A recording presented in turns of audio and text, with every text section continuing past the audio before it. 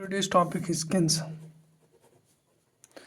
अगर हम बात करेंगे ना कैंसर की, कैंसर है एक uncontrolled growth, uncontrolled cell division, किसी भी सेल का अनकंट्रोल्ड डिवीजन जिसके कारण उसका नंबर इंक्रीज होता है, क्योंकि उसको हम कैंसर कहते हैं। Uncontrolled cell division, that's what we know as cancer या न्यूप्लाज्म भी कहते हैं। एक्चुअली में हमारे पास अगर हम बात करेंगे ना, जो जो ये होता है ना सेल डिवीजन नॉर्मल सेल्स में भी होता है, लेकिन उनमें एक प्रॉपर्टी होती है, the property which we call as contact inhibition.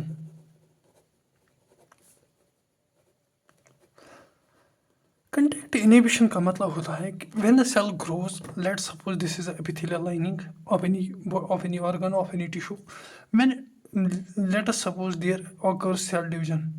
When the cell comes in contact with another cell, it inhibits its division. That you might be knowing the cell enters into G0 phase, या because in case of cycle, in case of cell cycle हमारे पास होता है जो G0S, sorry G1S G2, जब ये when the either the cell after entering into G1 phase, it has two choices. Either it can continue with the cell division, or it can quit the cell division and enter into G0 phase for the temporary period. Taking into consideration, जब cell division होता है तो there is occurs a contact inhibition. लेकिन क्या होता है, जब हमारे पास कैंसर होता है उसमें कंटैक्ट इनहिबिशन नहीं होता है। कंटैक्ट इनहिबिशन नहीं होता तो इसलिए हमारे पास होती है rapid uncontrolled growth. That is the reason. अगर कार्सिनोमा होता है तो दैट मे ब्लॉक, अगर ब्लड वेसल में होगा तो मे ब्लॉक ब्लड वेसल, अगर गाल ब्लैडर में होगा तो मे ब्लॉक गाल ब्लैडर, ऐसा ही कुछ होता है। उसके बाद अगर हम बात करेंगे ना कैंसर की, हमारे पास दो टाइप के कैंसर्स होते हैं on the base of a property that we call as metastasis. आपने सुना होगा, अगर हम कैंसर की बात करेंगे ना, if it is localised to any organ, that is what we call as benign tumour. And if it is showing metastasis, metastasis मतलब प्रोसेस जिसमें एक कैंसर सेल अगर ये यहाँ पर है, यहाँ पर भी डिवाइड करेगी, उसे आगे भी जाएगी, it will not remain restricted to particular place. हमारे पास दो तरह के होते हैं, बिनिंग ट्यूमर एंड मैलिग्नेंट। लेकिन जब तक हम ना, मतलब जो ये मैनिंग होता है ना, it is not too much dangerous because it can be remove surgically. That's why we don't often use the term cancer with the benign tumour, we just use malign more oftenly, more oftenly we use by cancer we mean malignant only। उसके बाद अगर हम बात करेंगे ना, हमारे पास there are certain characteristics, there are the certain differences in between in these two types of cancers. For that we have a trick you can remember with that's director medical education, rest in map. D का मतलब होता है differentiation, M का मतलब होता है metastasis, ई का मतलब होता है एनकैप्सुलेशन, आर का मतलब होता है रेट ऑफ ग्रोथ, आई का मतलब होता है, आर का मतलब होता है रेट ऑफ ग्रोथ, आई का मतलब होता है इन्वेजन, एन का मतलब होता है न्यूक्लियोसाइटोप्लाज्मिक रेशो, एम का मतलब होता है माइटोटिक रेट, ए का मतलब होता है एनेप्लेशन, और पी का मतलब होता है प्लेयोमॉर्फिज्म। और एक डिफरेंशिएशन का मतलब होता है कि what is the difference between the two cells. Can you easily differentiate between this two cells में हम डिफरेंशिएट कर सकते हैं एक नॉर्मल और कार्सिनोमा सेल्स में। जो बिनिंग ट्यूमर में होता है ना, उसमें होता है ईजिली, उसमें ईजिली डिफरेंशिएशन मतलब होता है कि it resembles with the original cell. लेकिन मैलिग्नेंट में no differentiation. Metastasis as you know benign में नहीं होता है, मेटास्टेसिस इसमें होता है। एनकैप्सुलेशन मतलब एनकैप्सुलेशन मतलब if the cancer occurs at any particular point, it will remain at that point, it will not show its metastasis, it will not go to another place. That's what you call as it the cancer is encapsulated. If मतलब there is a capsule around this cancer, it can not go beyond that. वो इसमें तो नहीं दिखेगी, इसमें तो दिखेगी, इसमें नहीं दिखेगी। रेट ऑफ ग्रोथ इसमें भी होती है इंक्रीज, लेकिन इसमें वेरी इंक्रीज होती है। इन्वेजन बिनिंग में नहीं होता तो इसमें इन्वेजन होता है। Nucleocytoplasmic ratio in benign it is 1:1, in sorry it is 1:4 and in this it is 1:1। और माइटोटिक रेट इसमें हाई होती हैं, इसमें वेरी हाई होती है। और एनाप्लेशिया मतलब होता है कि अनडिफरेंशिएटेड। क्या क्या हम इसको डिफरेंशिएट कर सकते हैं? इसमें नहीं, इसमें रेयरली हम डिफरेंशिएट कर सकते हैं, इसमें आइजली होता है। Pleomorphism on based on the shape. जब हमारे पास 1:1 न्यूक्लियोसाइटोप्लाज्मिक रेशियो है, एज इन नॉर्मल सेल्स में नहीं होता है, तो यहाँ पे हम इजीली डिफरेंशिएट नहीं कर सकते बिनिंग ट्यूमर में, क्योंकि 1:4 रेशियो है। At it behaves as a long cell, लेकिन मैलिग्नेंट सेल में हम इजीली डिफरेंशिएट कर सकते हैं। उसके बाद अनदर थिंग इज दैट, उसके बाद अगर हम बात करेंगे ना, उसके बाद biochemical characteristics of the cancer cell parameters होता क्या है? एक तो होता है increase in DNA and RNA. उसके बाद जब इंक्रीज सेल ग्रोथ होती है ना, तो देयर इज एंजियोजेनेसिस भी होती है in case of malignant. Angiogenesis means formation of blood vessel, मतलब अगर if the cell is not having its blood supply, it has to get its blood supply and blood supply. तो हमारे पास क्या होता है, मैलिग्नेंट ट्यूमर में हमारे पास होती है एक प्रॉपर्टी जिसको हम कहते हैं angiogenesis. There is just formation of new blood cell. उसके बाद अगर हम बात करेंगे ना, इंक्रीज्ड राइबोन्यूक्लियोटाइड रिडक्टेज भी होता है। जब एनारोबिक एरोबिक इंक्रीज होगी, इंक्रीज्ड रेस्पिरेशन भी होती है, तो उसके कारण क्या होता है, इंक्रीज्ड लैक्टिक एसिड काउंट भी होता है। This was all about biomolecular parameters that you can appreciate in a cell which is going in the phase what you call as carcinoma. अगर हम बात करेंगे ना, उसके बाद मॉलिकुलर बेसिस क्या है इस कैंसर की। हमारे पास तीन चीज़ों से कैंसर हो सकता है, या तो किसी वायरस से होगा, या तो किसी केमिकल से होगा, रेडिएशंस, या तो केमिकल या फिर वायरस। अगर वायरस की बात करेंगे ना, ह्यूमन पैपिलोमा वायरस 1618 स्ट्रेन और हर्पीज सिंप्लेक्स वायरस, उससे होता है सर्वाइकल कैंसर, जो कि मोस्ट एवेंडेंट है inside the India.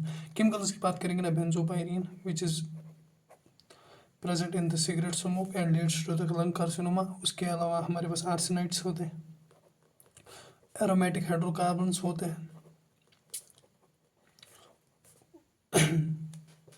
Aromatic hydrocarbons भी होते हैं, और हमारे पास तंबाकू है, nicotine. All these chemicals will lead to the carcinoma, depend on the carcinoma. उसके बाद रेडिएशंस में हमारे पास यूवी रेडिएशंस आती है, एक्सरे आती है, various radiation when we get exposed to those radiation that will ultimately lead to the cancer। उसके बाद अगर हम बात करेंगे ना, हमारे पास actual what is the cause of this, how it transform, how a normal cell transforms into the carcinoma। if the cell was dividing normally, then फिर उसमें ऐसा क्या हुआ कि वो कार्सिनोजेनिक सेल बनी।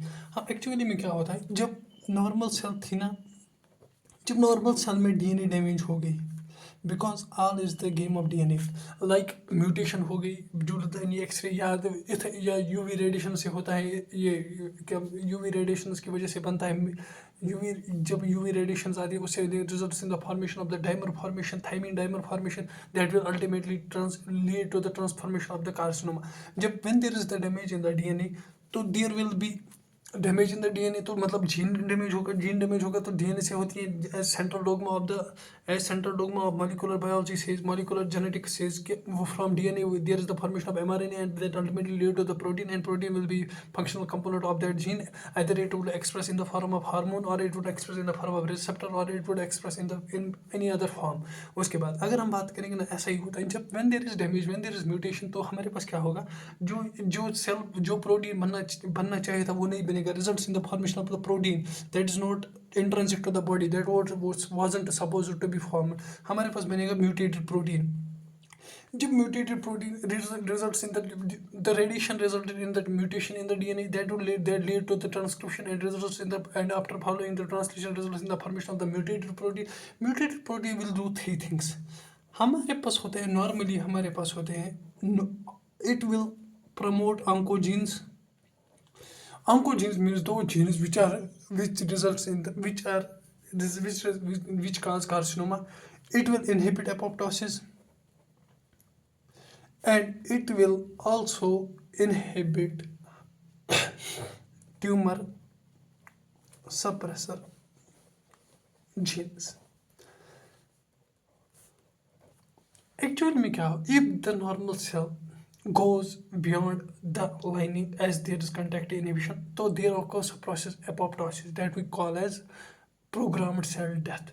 एक हमारी बॉडी में एक प्रोसेस होती है जिसको हम कहते हैं एपोप्टोसिस। मतलब कि अगर हमारी सेल लाइनिंग किसी जगह ब्लड वेसल में मान दे the cells have grown beyond their limit, there would occur a process that we call as apoptosis, जो कि होगी programmed cell death of any, that will ultimately lead to the dissolution of all that cells. लेकिन हमारे पास carcinoma, as you know, cancer cell is not a normal cell, it will go beyond the limitations. जब there is डिकॉर्टिबल division, first thing what mutated protein is, it will inhibit the process of the apoptosis, it will promote the oncogenes, the genes which will regulate the carcinoma, which will regulate the cell cycle and increase its rate, and it will at the same time suppress the tumor suppressor genes। उसके बाद अगर हम बात करेंगे ना how all this process occurs, देखो हमारे अंदर होते हैं एक जीन्स जिसको हम कहते हैं proto oncogenes. These are the genes which are anti carcinogenic, जो कि हमारे अंदर कार्सिनोमा नहीं डेवलप होने देते हैं। Normal counter part of oncogenes, you can say it, these are counter part of oncogenes. Oncogenes are those genes which will promote carcinogenic activity.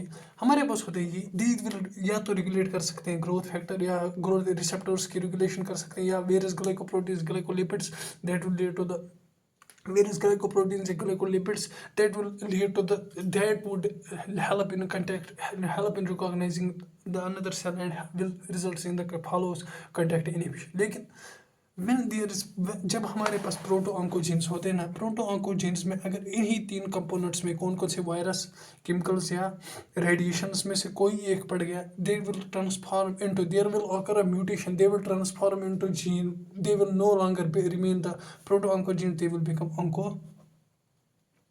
genes, and this will result in the carcinogenic activity। These genes will promote the cell division that and will lead in the formation of the tumor। उसके बाद हमारे अंदर body में होते हैं एक normal tumour suppressor jeans.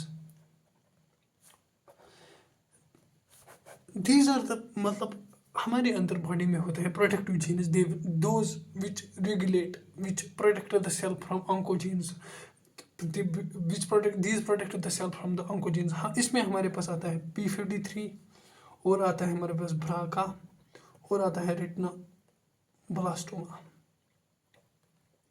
P53 की अगर हम बात करेंगे, it is known as molecular guardian of cell, या पुलिसमैन ऑफ द सेल भी कह सकते हो। इट प्रिवेंट्स द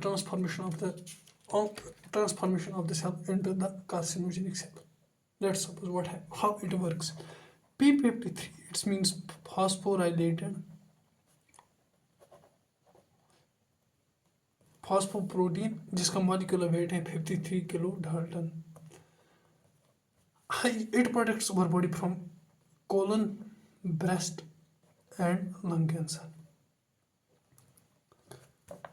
होता क्या है, when there is the damage to the DNA, how it protects, what is the mechanism of action। Let's suppose this DNA got damaged, मतलब इसमें म्यूटेशन हुई, ट्रांसलोकेशन हुई, जो भी हुआ, जब when there is mutation in this gene, it will there will occur accumulation of P53। जब इसकी accumulation होती है ना, P53 gets converted into P21 protein, activates P21 protein, and P21 protein जब बनता ना, ये तो एक तो इनहिबिट करता है साइक्लिन डिपेंडेंट काइनेसिस और polynuclear antigen। These cycle independent, as you know, for the transition there is a requirement of the cycle independent kinases। जब इसने इसको inhibit किया तो there will occur no cell division will occur, that will ultimately lead to the, that will ultimately inhibit the cell division and ultimately will protect the cell from the carcinogen। और हमारे पास होता है और एक retinoblastoma. Retinoblastoma क्या होता है, in case of eukaryotes हमारे पास होता है ट्रांसक्रिप्शन फैक्टर 2। ट्रांसक्रिप्शन फैक्टर 2 क्या होता है, when it is binded with the transcription factor 2 when it is in unphosphorylated state। लेकिन जब फॉस्फोराइलेशन होगी तो ये इससे बाहर चला जाता है। व्हेन दे आर सेपरेट तो cell division will occur, and protein formation होगी तो देर विल बी एक्सप्रेशन, लेकिन until it remains intact there is no expression of the gene. And in this way these prevent our body from oncogenes. And this was all about the cancer and its how it causes cancer and its molecular basis और कैसे होता है. Thank you.